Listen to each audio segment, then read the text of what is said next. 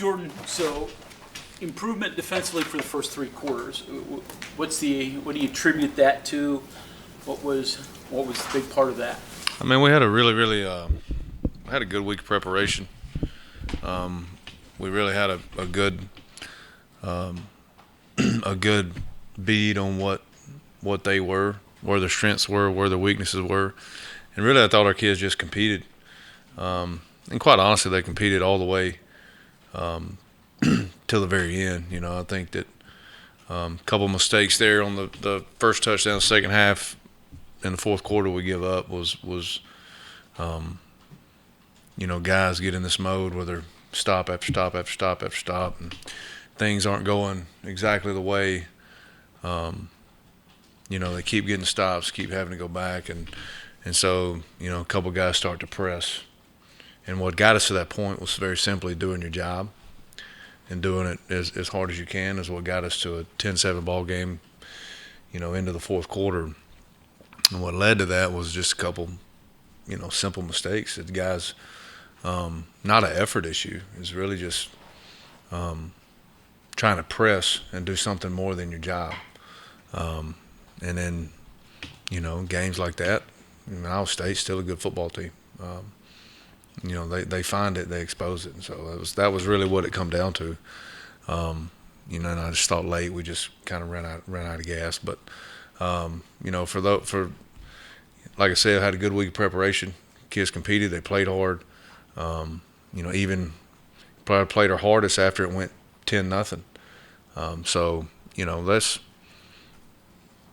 That's what it was. Is Oklahoma considerably different without Lincoln Riley? Yes and no. I mean, the structure of the offense, the tempo, what they like to do, how they like to attack you, is the same. The personnel's the personnel obviously, but the personnel sets, the formations, the structure of the plays that you're getting is a little bit different. I mean, everybody has their own, how they want to do things based on their personnel. So, same philosophy, a little bit different pieces and pictures. Neil mentioned that he's had more injuries in the secondary this year than he can ever remember in his whole coaching career, even when he was an assistant. I know you take, you could say next man up mentality and all that, but that has to get to you. It has to get to the players in some way, shape, or form. I mean, it's to be not going out there with your best on. I mean, to me, it's more about consistency. All right. So, and I look at it like this: like, what's the best part of our defense? It's our front guys, right? Stills, Jefferson, Austin, Martin, Thornton, all those guys. And if I go back, I mean, how much ball have those guys played together? You know what I'm saying? Like, how much have they played together? And that's a lot. Jordan Jefferson started his first game when he was 17 years old. Dante, been here a long time, played a lot of ball. Taj Austin, all right. Sean Martin has played a lot of ball, has really come into his own this year, right? And so, that continuity means something. We just haven't had that consistently in the secondary. For a bunch of reasons that honestly nobody really cares about. And I can sit up here and talk about them, but nobody cares. We just haven't had it. And, with what we start this year with a group that I still say the same thing that I say then. And, they just, for a number of reasons, hadn't had the same opportunity to play as many snaps as those guys in front of them have together.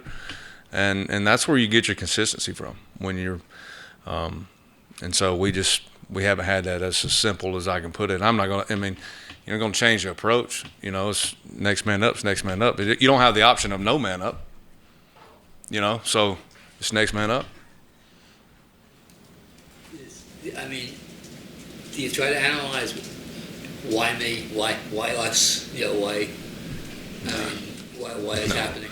No, you could, and it's an epic waste of time. Of the why, or you can have the poor me's and all. I mean, it doesn't matter. You got to go play.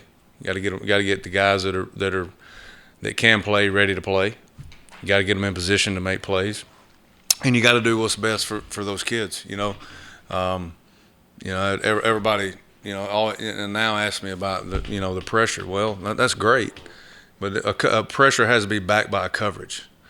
And if I can draw up whatever blitz and pressure you want to, if that guy behind that blitz can't do what the coverage structure demands of him, well, then that's my fault, because I'm asking him to do something that he can't do. All right, so I'm gonna do what's best for those. And every coach in this building is going to do what's best for those kids. Is that the best thing all the time? Are you perfect on every call? Probably not. But everybody's trying, and you can't just sit here and say, well, it's just we got Oklahoma to prepare for. We know what they do. They like to sling it around, play really fast, and that's what we got to get ready for. So again, no matter who the man is, it's next man up, and find the pieces and make it work. It's as simple as that. That's our approach. I know you're not going to give a game plan away, obviously, but has anything surprised you about Oklahoma in terms of new coach this year, obviously, but more struggles than normal? Not traditional Oklahoma record, not traditional Oklahoma, leading the way in the conference. They've been a little bit more vulnerable this season. Yeah. I mean, I think everybody in a coaching change goes through a whether it's a change in the roster, turnover, which is now just a part of college football, right? A change in culture, a change in approach, and I think that everybody has to adjust to that. Quite honestly, I mean, watching them, when explosive as they are, without Dylan Gabriel in the TCU game, how does that turn out for 4 quarters with him running up down the field, and both teams? How does the Red River rivalry turn out if he's playing? So is that adversity? Is it, is that a picture of what they are? I don't think so. I'm not really putting a whole lot of stock into this last part of the TCU game and the Red River game. I just, it's 2 totally different football teams, and that shows on film. So, no, I mean, it's Oklahoma's, one of the blue blood programs in college football, and that approach, how the kids view that, how they, from their standpoint, I'm sure it goes a long way with pride and tradition. So it's still Oklahoma to me. So I really don't put a whole lot of stock into that. You mentioned Gabriel. He's kind of an extension of the running game, and I noticed he got 70 yards rushing against Baylor. He's had another couple games. He's got running back size. Mm-hmm. Yeah, they're surprisingly, statistically, really, really good at running the football. And they put some strain on you with the moving pieces and the formations and the shifts and the motions that can give you some number issues if it's not keyed up right and lined up right. And then you add the tempo with that, makes it tougher. And then obviously a guy that can run around on the scramble still gives you those same issues, which is why anybody recruits it. That's why they recruit that guy, right? He can do a number of things. So, but he's a good player. Seems like Oklahoma always has a quarterback that can do those things with his legs, right? Mm-hmm. Yeah. Yeah. I'm going back to 19 with Hurts. Spencer Rattler, Caleb Williams when he was there, and then obviously this kid. That's going back to your question about Lincoln. The philosophies are the same, and if you're going to run that offense, you're going to have that. You're going to have to find that quarterback kind of to make it go. So, just the next guy in a long line for them. Jordan, how much more prepared do you think you all are at this stage of the season? I haven't seen it a few times to handle tempo like they throw out. Well, I mean, tempo is about alignment, and just because somebody's tempoing you, or they tempoing you with the same, if everybody does the same formations and the same personnel over and over, yeah, but every week you're probably getting something a little different, and everybody's approach to when they're going to tempo, where they're going to tempo, how they're going to tempo, everybody's approach is a little bit different. So you have to just break that down, and that's what you have to practice. So, I